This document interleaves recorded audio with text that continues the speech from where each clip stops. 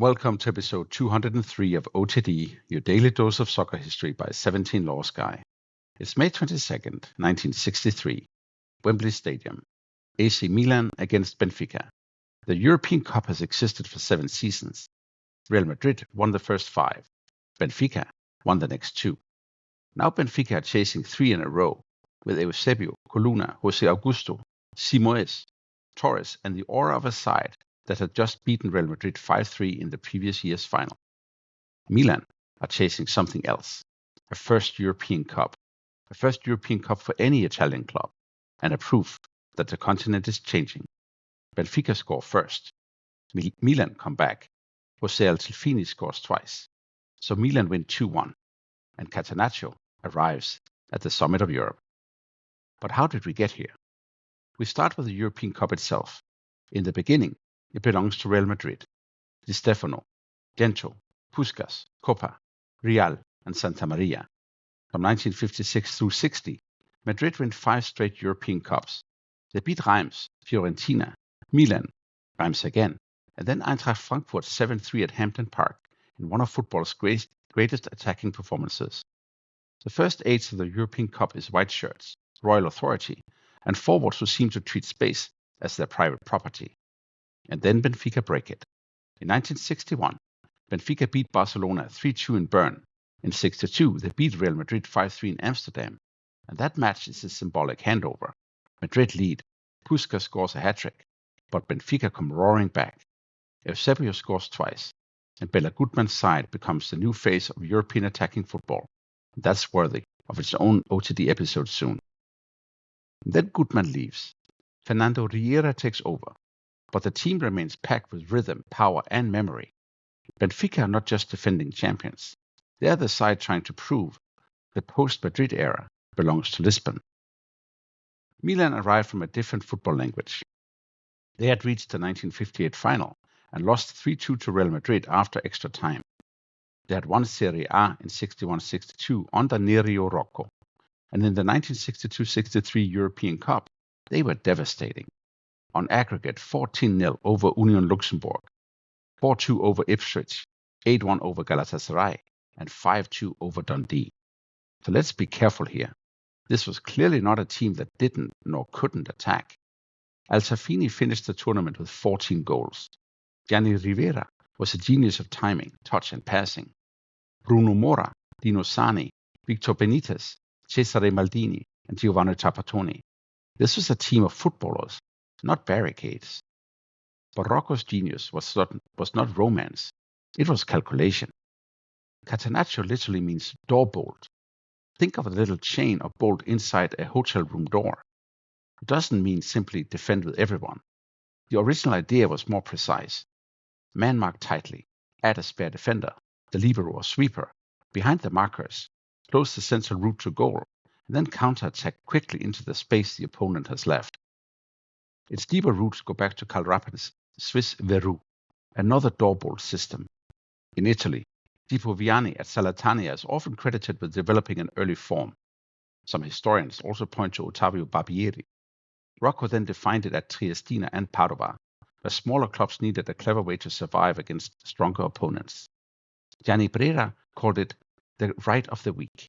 But at Milan, Rocco showed that the right of the weak become the weapon of the strong. Across the city, Helenio Herrera was watching too. At Inter, he would soon turn Catenaccio into La Grande Inter, Armando Piccia as libero, Jacinto Facchetti attacking from left back, Luis Suarez directing play, and Sandro Mazzola supplying the thrust. But on May 22, 1963, it is Rocco first, and he makes one key decision. He drops Paolo Barison, who had scored important goals on the way to the final, and started Coluna Pivatelli. Pivatelli is not there to dazzle. He's there to follow Mario Coluna, Benfica's deep brain. And that is the tactical hinge of the final. At first, Benfica still strike. In the 19th minute, José Torres flicks the ball on. Eusébio, 21 years old, explosive, and already one of the great players on earth, sees the opening and shoots. Benfica 1, Milan 0. The old European Cup is still alive. Then Milan survive. Altafini misses chances. Benfica threatened to make it 2. Torres heads wide with major opportunity. But Milan do not panic. Maldini organizes. Trapattoni works. Rivera keeps looking for the pass that will change the match. And then comes the 58th minute. Rivera helps release Altafini, and Milan are level, 1-1. Almost immediately after, the match's most controversial moment arrives. Coluna breaks forward. Pivatelli chases. The challenge comes from behind. Coluna goes down, badly hurt. In a final with no substitutions, Benfica effectively lose the player who gives them control. Coluna would later insist the foul decided the game.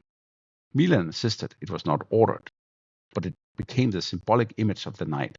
Benfica's creative conductor removed from the center of the match, and Milan's system closing the space that used to belong to players like him. And in the 66th minute, Rivera steals and threads the ball through. Altafini is in. His first effort is stopped by Costa Pereira. The rebound comes back. Altafini finishes. Milan 2, Benfica 1. After that, the last act is familiar because Italian football would make it familiar. Benfica have the ball. Milan have the shape. Benfica search. Milan close. Eusébio keeps trying, but the grand late wave never comes. Cesare Maldini lifts the cup, and AC Milan are champions of Europe. Italy has its first European Cup, and the tactical age has turned. So what did it mean? Well, it meant that the European Cup had left Iberia. From 1956 to 62, every winner was either Real Madrid or Benfica.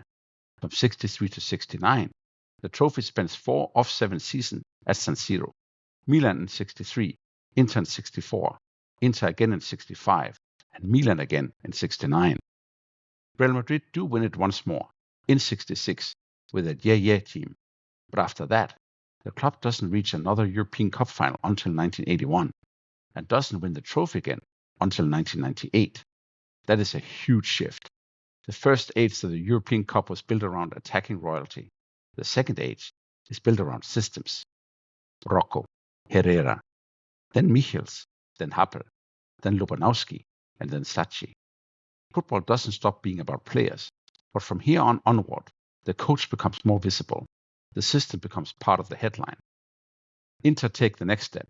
Herrera's side beat Real Madrid 3-1 in the 64 final, and then Benfica 1-0 in 65. The style is harder, leaner, more theatrical, more obsessive. Inter win Europe and the world, but the argument follows them.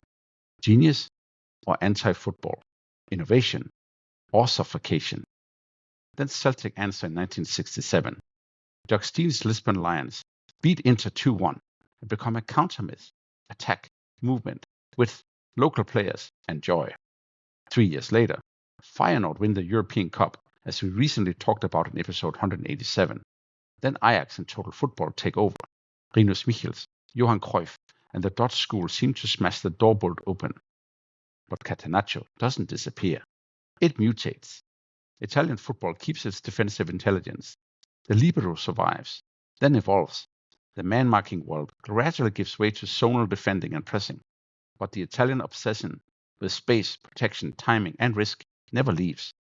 You can see echoes in Juventus, in the Azzurri, in Bearzot's 1982 Italy, in Trapattoni's teams, and later in the way managers outside Italy learn to win without needing to dominate possession. And this matters globally because Catenaccio also taught opponents to think differently. How do you break a spare defender? How do you move markers? How do you create overloads? And how do you make space when the opponent no longer gives it to you? Total football is partly an answer to that question. So is pressing. So is the modern false nine. And so is every attempt to pull a compact block apart. That is the deeper lesson of 1963. A system creates dominance. Then another system emerges to solve it. Rocco didn't kill football's romance. He forced romance to become more intelligent. And Milan themselves proved the point. In 1969, Rocco's Milan beat Ajax 4-1 in Madrid. Pierino Prati scores a hat-trick. Rivera is magnificent. Cruyff shows flashes of what is coming, but the Dutch future is not ready yet. Milan win again, not by ugliness, but by tactical authority with great players. And that is why Catenaccio is often misunderstood. It wasn't just parking the bus. It was structure, protection, counterattack, It was the spare man. It was the recognition that against great attackers, space is the first thing you must control. And on this day in 1963, at Wembley, that idea conquered Europe. So before we go, 3 things to take away from May 22nd, 1963. First, Milan's 2-1 win over Benfica ended the first Iberian age of the European Cup. Real Madrid and Benfica had owned the tournament. Now Italy took the trophy. Second, Catenaccio was not simply negativity. Rocco's Milan scored heavily, had Herrera and Altafini, and played with quality, but they also proved that tactical control could beat attacking brilliance. And third, this final marks a shift towards the age of the coach. Rocco, Herrera, Michels, Happel, and others would turn European football into a contest of systems as much as stars.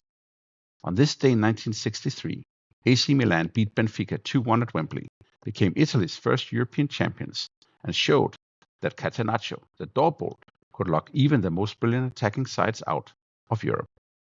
That is all for episode 203 of OTD, your daily dose of soccer history by 17 Lost Guy.